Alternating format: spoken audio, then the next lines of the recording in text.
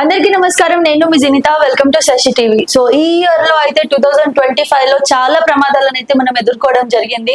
Pahalgam attack అని చెప్పేసి recent గా అహ్మదాబాద్ లో మనకి ప్లేన్ క్రాష్ అని చెప్పి అంత మంది చనిపోవడం, ఒక 200కి పైగా మంది చనిపోవడము, ఇవన్నీ కూడా రీసెంట్ గా రేప్ కేసెస్ కూడా చాలా ఎక్కువైపోయాయి మన సమాజంలో. సో అన్ని కూడా చూస్తున్నాము. అందులో అన్నిటికంటే ట్రెండింగ్ టాపిక్స్ ఏంటి అని అంటే, నేను ఒక నలుగురు ఐదుగురితో తిరిగినప్పుడు వాళ్ళు ముఖ్యంగా మాట్లాడుతుంది ఏంటి అని అంటే, ప్రమాదాల పరంగా మనం చూసుకున్నట్లయితే ప్రమాదాలు చాలా ఎక్కువగా జరుగుతున్నాయి. అది ట్రైన్ కానివ్వండి, ప్లేన్ కానివ్వండి, మనమైతే నార్మల్ గా బస్సెస్ కానివ్వండి, నార్మల్ గా మన స్లీపర్ బస్సెస్ నైట్ లో ట్రావెల్ చేస్తాం కదా, అవి కానివ్వండి, ఇలా ప్రమాదాలు జరుగుతున్నాయి. ఎక్కడ మనకి చేంజెస్ వస్తుంది ఏంటి అని చెప్పేసి అయితే మనం గమనించాలి.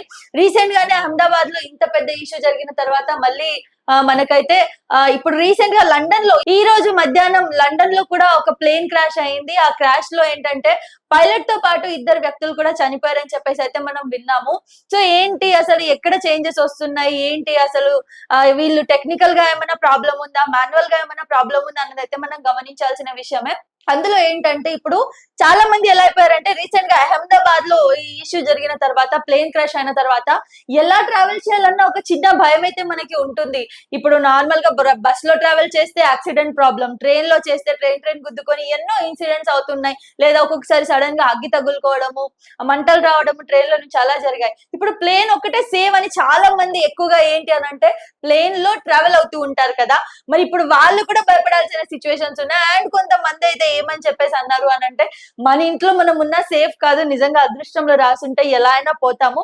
ఎందుకంటే ఇప్పుడు అక్కడ హాస్టల్ దగ్గర కూర్చొని హాస్టల్లో పిల్లలు తింటున్న వాళ్ళైతే ఏం తప్పు చేయలేదు. వాళ్ళ ఇంట్లో వాళ్ళే ఉన్నారు, వాళ్ళ హాస్టల్లో వాళ్ళే ఉన్నారు. వాళ్ళు కూడా ఈ దారుణానికి గురయ్యారని చెప్పేసి అయితే మనం చెప్పుకోవచ్చు. సో ఏంటి అసలు గవర్నమెంట్ కూడా కొంచెం చర్యలు తీసుకొని ఈ దీనికి సంబంధించిన డిపార్ట్మెంట్, ఏరోప్లేన్స్ కి, ఎయిర్పోర్ట్స్ కి సంబంధించిన డిపార్ట్మెంట్ ఏదో ఉందో వాళ్ళు కూడా కరెక్ట్ గా చూసి అసలు ఎక్కడ మైనస్ అవుతుంది, ఎందుకు ప్లేన్స్ రిపీటెడ్ గా క్రాష్ అవుతున్నాయి, ఇవన్నీ కూడా ఆలోచించాలి. ఎందుకంటే మనం ఒక దగ్గర మనం ట్రావెల్ చేసినప్పుడు చాలా ధైర్యంతో మనము ప్లేన్ ఎక్కేసి వెళ్తాము. సో ఇక్కడ మనం ఏం చెప్పాలి అని అంటే, మనుషులతో పాటు పైలట్ల ప్రాణాలు కూడా పోతున్నాయి. సో మన ప్రాణం అంతా కూడా పైలట్ల చేతుల్లో ఉంటుంది. మనం ఒక బస్ లో పోతే డ్రైవర్ చేతిలో ఉంటుంది. ఈవెన్ దో ట్రైన్ లో పోయినా కూడా మన దగ్గర డ్రైవర్ చేతిలో అయితే మన ప్రాణాలు ఉంటాయి. సో వాళ్ళు కూడా ప్రాణాలను కోల్పోతున్నారు. చేంజెస్ ఎక్కడుంది ఏంటి చూసి తొందరగా చర్యలు తీసుకుంటే బాగుంటుంది. అండ్ ఇందులో నేను ఇంకో టాపిక్ కూడా మాట్లాడబోతున్నాను. ఏంటి అంటే రేప్ కేసెస్ గురించి. రేప్ కేసెస్ కూడా చాలా అంటే చాలా ఎక్కువైపోయాయి 25 లో.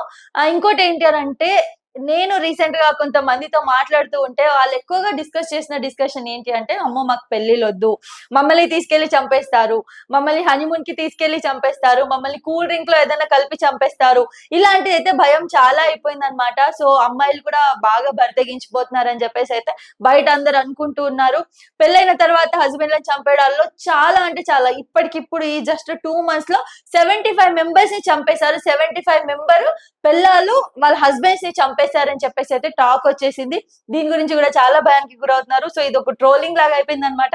పెళ్లి చేసుకుంటావా హనీమూన్ లో చంపేస్తుంది, పెళ్లి చేసుకుంటావా కూల్ డ్రింక్ లో మందిచ్చి చంపేస్తుంది, పెళ్లి చేసుకుంటావా సిమెంట్ మెషిన్ లో పడేసి చంపేస్తుంది, ఇలాంటివి చాలా వస్తున్నాయి. కొందరు కుక్కర్ లో ఉడికిచ్చేస్తున్నారు, కొందరు కట్ చేసి పెట్టేస్తున్నారు. ఇలా చాలా అంటే చాలా దారుణాలు జరుగుతున్నాయి. సో ఈ ఇయర్ లో అయితే మనం స్టార్టింగ్ నుంచే చాలా ఎదుర్కొంటూనే ఉన్నాము. మరి ఇంకా ఎన్ని చూడాల్సి వస్తుందో ఏంటో తెలీదు. సో ఇప్పటికైతే ఇంకా మళ్ళీ జాగ్రత్తగా ఉండండి.